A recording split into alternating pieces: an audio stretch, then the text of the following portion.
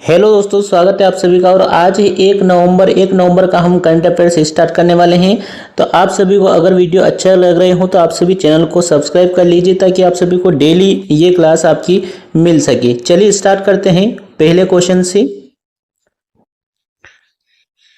पहला क्वेश्चन है हमारा, किस राज्य सरकार ने बुजुर्ग पेड़ों के लिए प्राण वायु देवता पेंशन योजना शुरू की है? तो ये हरियाणा सरकार के द्वारा किया गया कार्य है।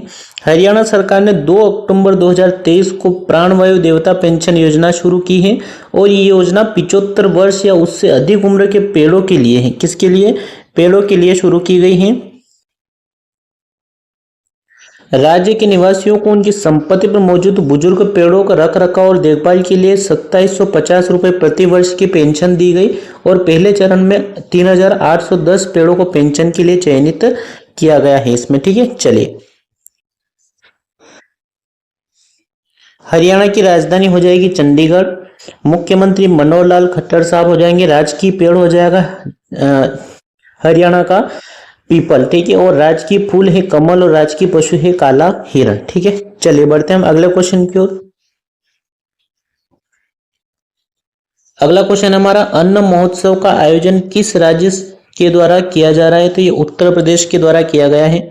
27 से 29 अक्टूबर तक लखनऊ में इंदिरा गांधी प्रतिष्ठान अन्न महोत्सव का आयोजन किया जा रहा है और इस महोत्सव का उद्घाटन उत्तर प्रदेश के मुख्यमंत्री योगी आदित्यनाथ जी द्वारा किया गया।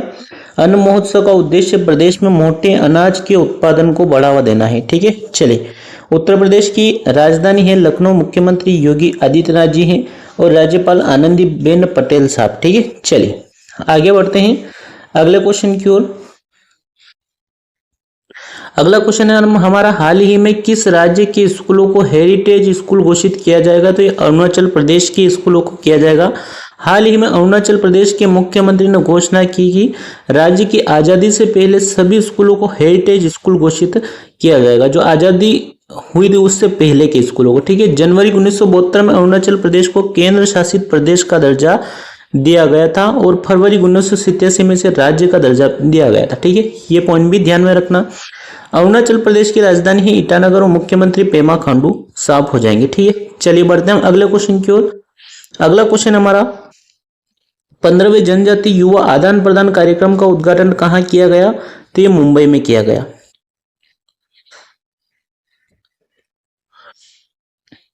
आगे बढ़ते हैं। 15वें जनजाति युवा आदान प्रदान कार्यक्रम का उद्घाटन मुंबई विश्वविद्यालय में किया गया और यह कार्यक्रम नेहरू युवा केंद्र संगठन और केंद्रीय जनजाति मामलों के मंत्रालय के सहयोग से किया जा रहा है। ठीक है, कार्यक्रम 28 अक्टूबर से 2 नवंबर तक आयोजित किया जाएगा और इस कार्यक्रम में 220 प्रतिभागी भाग ले रहे हैं। ठीक है, उद्देश्य है इसका आदिवासी युवाओं में जिज्ञासा पैदा करना, उन्हें मुख्य धारा के विकास का हिस्सा बनने के लिए प्रोत्साहित करना है। ठीक है, चलिए बढ़ते हैं हम अगले क्वेश्चन की ओर। हाल ही में roaring revival tiger of India का उद्घाटन किया। हाल ही में किसने किया है? जगदीप धनखड़ जी हैं, हमारे राज्य के हमारे भारत के जो उपराष्ट्रपति हैं।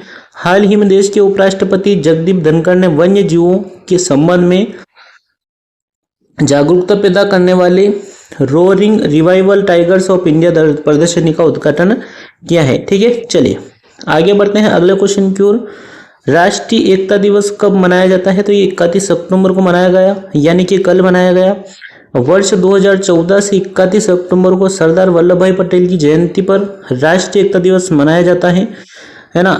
सरदार वल्लभ भाई पटेल साहब की जो जयंती है 31 अक्टूबर को मनाई जाती है। ठीक है, एकता अखंडता को मजबूत करने के लिए दिवस मनाया जाता है। ठीक है, और सरदार वल्लभ भाई पटेल का जन्म जो हुआ था 31 अक्टूबर 1875 को गुजरात के नाडियाड में हुआ था। ठीक है, इन्हें लौह पुरुष के नाम से भी जाना जाता है, ध्यान में रखना। आगे बढ़ते हैं अगला क्वेश्चन देखते हैं।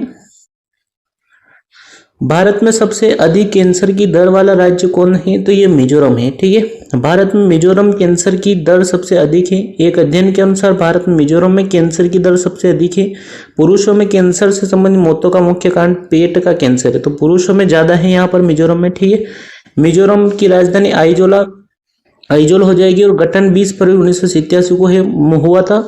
मुख्यमंत्री जोरमथांगा जी हो जाएंगे और राज्यपाल कंबमपति हरि बाबूजी साहब हो जाएंगे। ठीक है, चलिए आगे बढ़ते हैं। अगला क्वेश्चन है हमारा, हाल ही में फाइनेंशियल एक्शन टास्क फोर्स ने किस देश को अपनी ग्रे लिस्ट से हटाया है? तो ये अल्बानिया को हटाया गया है और इसके साथ और भी देश को हटाया गया है। फाइनेंशियल एक्शन टास्क फोर्स के नहीं FATF ने अक्टूबर 2023 को प्रकाशित एक समीक्षा में कई देशों को अपनी ग्रे लिस्ट से हटाने की घोषणा की है। इसमें शामिल कौन कौन से? केमन द्वीप है, पनामा, जॉर्डन और अल्बानिया शामिल है। ग्रे लिस्ट में उन देशों को रखा जाता है जो एंटी मनी लॉन्ड्रिंग और आतंकवाद रोधी वित्त पोषण CFT जैसे मानकों को पूरा नहीं करते हैं। ठीक है,